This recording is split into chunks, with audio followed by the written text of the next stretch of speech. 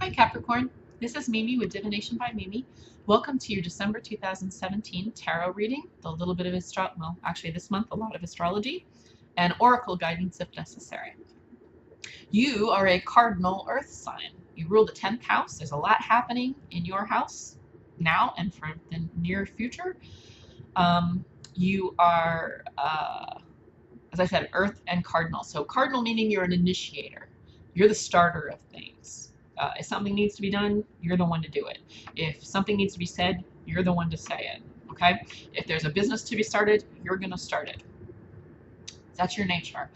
And earth, you tend to be earthy, related to the manifested world. Very good and naturally gifted with finances, making things with your hands, but particularly finances.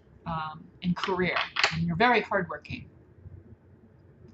There's a lot going on for you, so let's get into that. Before I get into that, I did want to say thank you. Thank you for those that have subscribed to the channel. It's really nice. If you haven't done so, please feel free to subscribe. I'd love to have you as part of our community.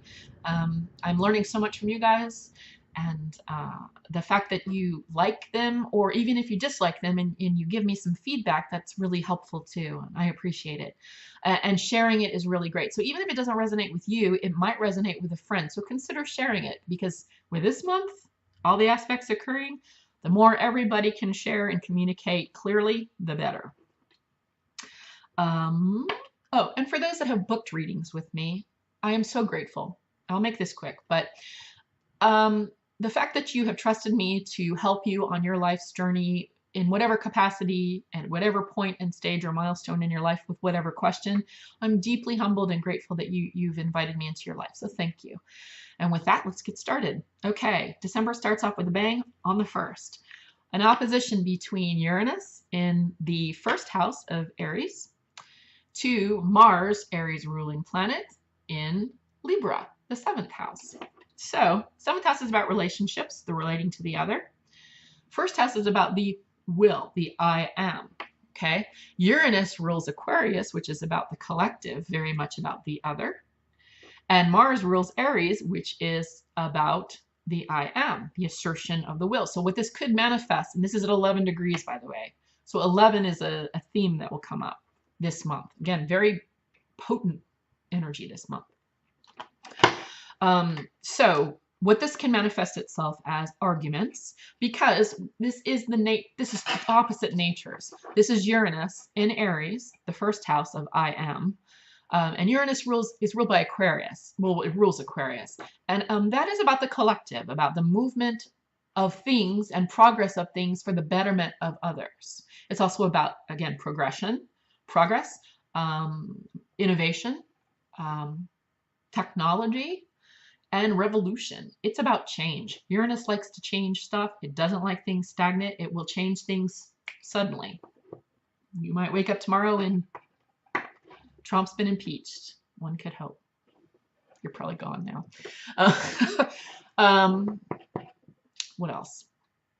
So what this means is, with the Mars against Aries, or the Mars against Uranus, this is the assertion of the will of the individual versus the assertion of the will of the collective.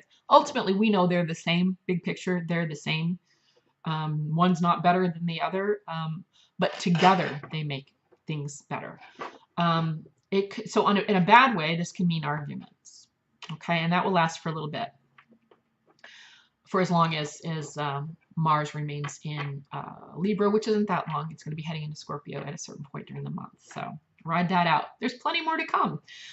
For your Mercury-ruled friends, Virgos and Geminis, on Saturday, they're going to feel the beginning of a very tough aspect, which is only going to get worse. So Mercury-ruled signs like Virgo and Gemini are analytical. They're left-brain thinkers. They are empirical data, scientific process, Venn diagram, point A to point B for resolution. So even with tough aspects like the one I'm going to talk about in a minute, they can overcome those obstacles because of their problem-solving skills. But here's the tough thing. There's an aspect being formed with Saturn that's making that process restrictive. Saturn is a restrictive energy. It's the manifested world. It's rules and regulations for, I don't know, gravity, um, uh, speeding tickets, things like that. It's the rules. When it makes a square to Mercury, it makes things restrictive. Okay, and that's going to be made worse the following day when Mercury stations to go retrograde. So for all of us, Mercury retrograde can pose problems, technological problems, communication issues, omission of information. So they say don't, buy a house or a car or sign a contract or anything like that during the retrograde period and maybe even into the shadow period. This is usually overcome by your Mercury ruled friends Virgo and Gemini because they're like, okay, no problem. I love solving problems. I will get that obstacle out of the way and fix the problem. But with Saturn making that square, and remember, square is a 90-degree aspect, which is negative. It's difficult. Friction. It's going to be restriction and difficulties in solving that problem. So as an example, if you call your Gemini friend over to help you hook up your stereo,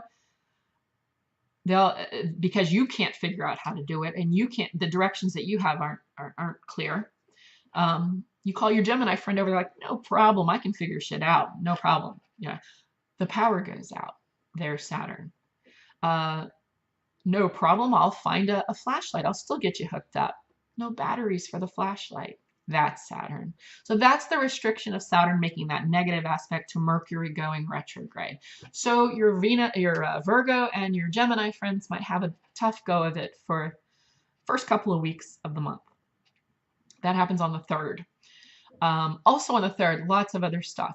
There is two interesting aspects. One is a full supermoon in Gemini, 3rd house, communication, at 11 degrees. So big supermoon, big and bright. Time to, if you're a magical person, set intentions for releasing things. Or just do magic. That's like the antenna being highest or having the most bars on your phone. When the moon is full like that and a supermoon, forget it. Really, really, really clear communication to the heavens. What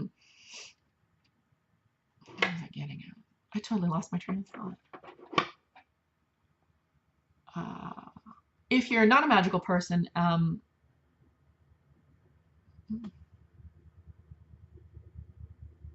oh, it's a good day to set intentions for things. There's another aspect that will help that.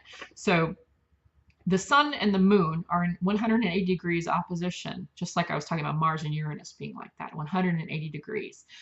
So the sun is in the immutable sign at the Sagittarius, because it has to be at 180 degrees to reflect light onto the moon to make it full, which is at 11 degrees of Gemini, ruled by Mercury, which just went retrograde on the same day. So lots of activity.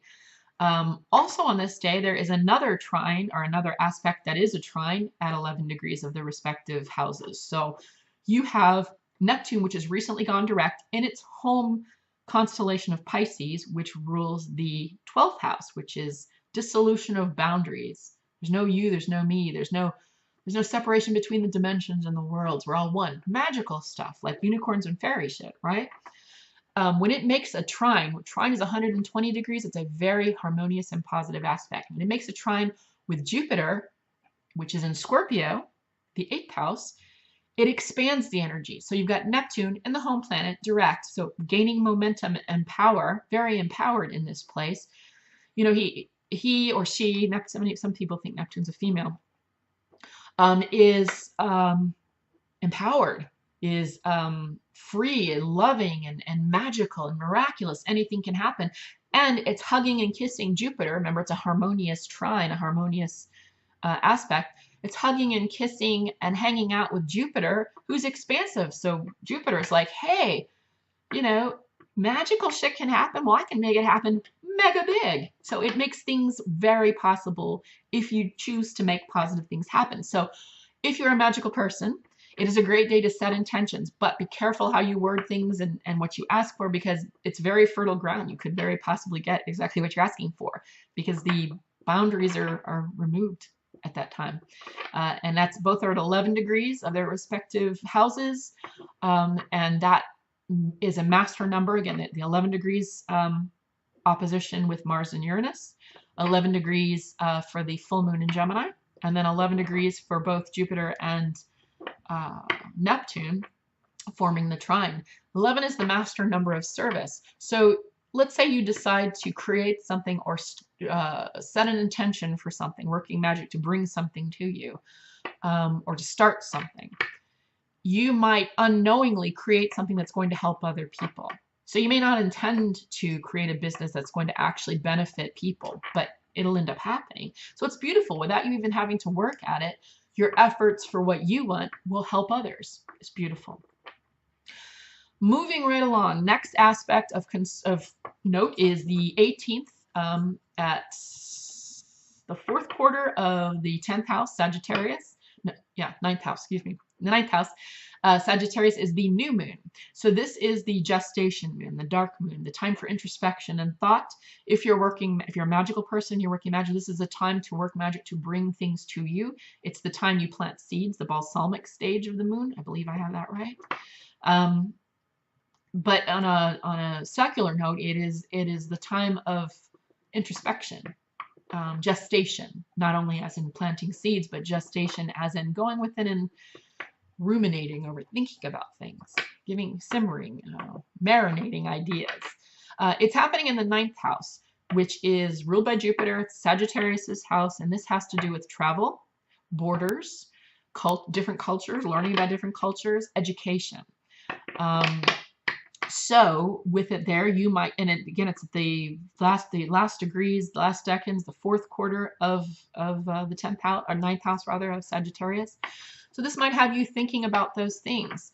On a global scale, you might be thinking about immigration. You might be thinking about travel. You might be thinking about travel bans. You might be thinking about the political environment of Libya right now. Is it a good time to go vacation there, backpacking there, that kind of thing. Personally, individually, rather than collectively, you might be thinking about taking a trip, planning a trip, going back to school, things like that.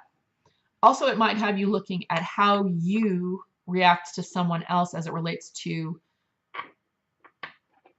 your will. So, boundaries. Do you have them? And do you break yours? Do you let people break yours? And do you break other people's? See what I mean? Do you give too much of yourself, or do you take too much from others?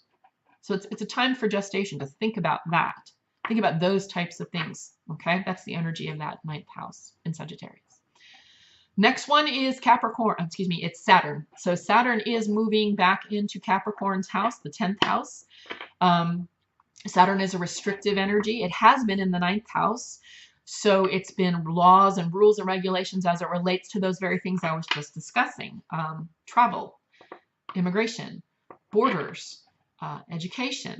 So you've seen this play out on the world stage in the form of our current circus that's in the White House now, with their rules on and the demonization of the immigrant as being the source of all problems. The ban on travel, things like that. It's ruminated, it's manifested itself with Brexit. In Greece, with their horrifying fascist regime, and with what was very close, not a far too close election for the fascist party in France. So I believe it was close. There's been a rise of this conservatism, kind of manufactured on the fear of the immigrant as being the source of all problems. It's moving out of that. So the restrictive lawmaking, rules and regulation energy of Saturn's moving out of the 9th, moving into the 10th.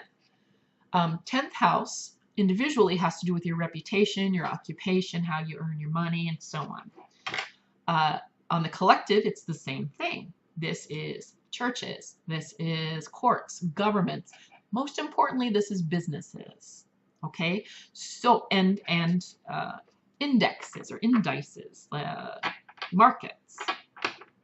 So the restrictive rules and regulations energy is moving to the 10th house. How will this feel collectively? It will be different than individually. Individually, for you Capricorn, I'm a Capricorn too, we're used to Saturn. It's going to empower us. So this is what others perceive as just this restrictive rules and regulations, wet blanket kind of an energy, hall monitor energy, coming home and feeling right at home in the 10th house, the house of Capricorn. We're used to that restrictive energy. We're used to the taskmaster. So when the strict parent comes home to the house, all they're going to do is coach us and prune us into be a better version of ourselves. So Saturn coming home to Capricorn is awesome. For other folks not used to it, it's going to feel rough. It's going to manifest in trying to float a check a little too far, and where it used to skitch by, it's now going to it's now going to bounce, and everybody's going to get a fee, including you, and it's going to be a huge mess. Excuse me. Collectively, there's a lot of differing opinions on this. I think it's good. Maybe I'm Pollyanna, but I think it's good. The restrictive rules and regulations nature is coming home of Saturn is coming home to the 10th house, which collectively is businesses, churches, governments. I think this is good. I think this is going to move the attention that's been on the immigrant and these foreign powers and the difference between you and me as being the source of problems. And it's going to start focusing its restrictive and regulatory energy on those that kind of need regulating.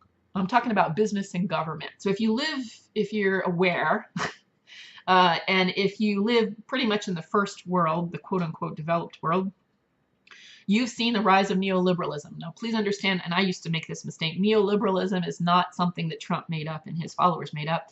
Neoliberalism is actually a bad thing. It is the laissez-faire, the removal of all restraints and regulations of business so that they can own and do whatever they want. And that's what we've seen. This is why there's really sick relationships between Western countries and oppressive regimes in the Middle East and the Far East. This is why you have Rex Tillerson, head of Exxon, as the department in the Secretary of State or Secretary of Defense, whichever it is. I try not to watch. It's horrifying. That's why you have him in office. He shouldn't be in office. That's the Secretary. We all know we don't go to fight terrorism. We go to fight for oil, a non-renewable resource. So I believe that the rules and regulations of Saturn will bring some much needed oversight over government and its really sick incestuous relationship with business, particularly over business. This might manifest itself in, I don't know, election reform, campaign funding reform, right? Just because Eli Lilly, gives $1 million to Hillary Clinton's campaign or Trump's campaign or whatever puppet's campaign, it doesn't mean that they can buy and turn themselves a seat at the FDA, which in this country is the Food and Drug Administration. So this regulation, this oversight, this legislative restriction being brought to the world of business and government, I believe and hope, is going to bring oversight so they can return some teeth, some muscle to the regulatory agencies that are supposed to protect us, citizens and the consumers in this country. So this would stop something like Rex Tillerson being placed. That's an obvious conflict of interest, no matter how you slice it. Here's another one I'll give you. The head of Purdue Chicken, still on the board of directors, major stockholder, because he donated $1 million or $1 billion to George W. Bush's campaign. Because of oversight and regulation, he will not have the opportunity to then have the favor returned so that he's placed as the director of the Food and Drug Administration. See, a conflict of interest, no matter how you slice it. But this is a good thing. Saturn coming home to the 10th, collectively. As I said, individually, it might be harder for those that aren't ruled by Saturn. For us, it's going to be great. Sorry. And the last thing that's going to occur, the last thing is that Mercury will be going direct on the 23rd. So your Virgo and Gemini friends will be feeling a little bit better. And that is it for astrology. So now we're going to get into the reading. I'm going to be doing a 3-card pull based upon the supernal triangle, or the top 3 placements or sephira of the Tree of Life. So if you follow the Kemetic Tree of Life, this would be the top 3 placements, or the supernal triangle, which includes Amenasur, Tehuti, and Seker. If you follow the Kabbalistic Tree of Life, this would be Keter, Hokmah, Binah. if you follow Jungian theory, which is the analogy I'm going to follow, this would be superconscious, conscious, and subconscious, or high self, your highest self. Yeah, that's what I'm going to go with. And this is going to be done with the Morgan Greer deck, which is a Rider-Waite-Smith based deck. It's a recoloration, it's brighter, and the graphics are very pretty. So it's different design, but I like it a lot. It's more multicultural as well, different kinds of people. So this is for Capricorn, Cardinal, Earth sign, for December 2017, welcoming its ruling planet home. Dad just got back from vacation. For Capricorns, we kept the house very nice and neat. If it wasn't, he's gonna sit, you know. We will be corrected, and that's cool. That makes us a better Capricorn. Earth sign, hard worker, Cardinal, an initiator. Pretty good with money. Other aspects are considered, or placements considered. Passionate, although subdued about it. Duty bound, and I'm fine with that. Capricorn, Cardinal, Earth for December 2017. Holy hecate, what is Capricorn? Cardinal Earth sign, ruler of the 10th house, ruled by Saturn. Thank you. Oh. Superconscious. Ace of Swords, reverse. The very essence of either intellect or an intellectual endeavor, communicative endeavor.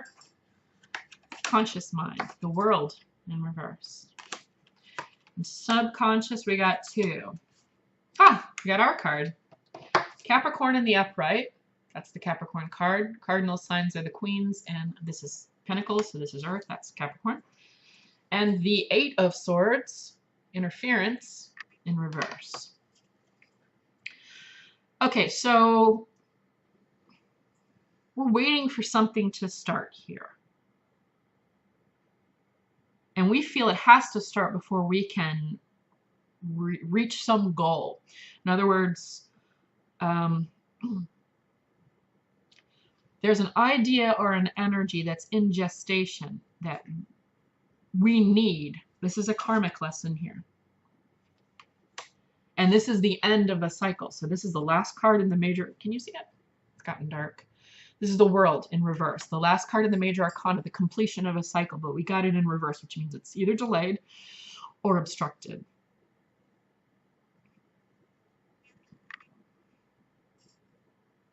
I'll get clarification over here on the subconscious. I think the message is pretty clear here. There's something we need to learn or do. I think it's something we need to learn to finish out this cycle in our life. It could be these last few days, weeks before Saturn comes home, which kind of says that. But there's a cycle that we are about to complete, an important karmic cycle, and it's been delayed because some idea or concept has either been unclear to us or not communicated to us yet, or we don't understand it yet. But here's why I think it's going to resolve itself fairly soon. This is the Eight of Swords. In the Rider-Waite-Smith, this is the lady who's loosely bound, surrounded by swords, kind of looks like a jail around her, and she's blindfolded. In the Thoth deck, this is interference, which is, it's the same concept. It's thoughts and ideas holding us back, but we are releasing that.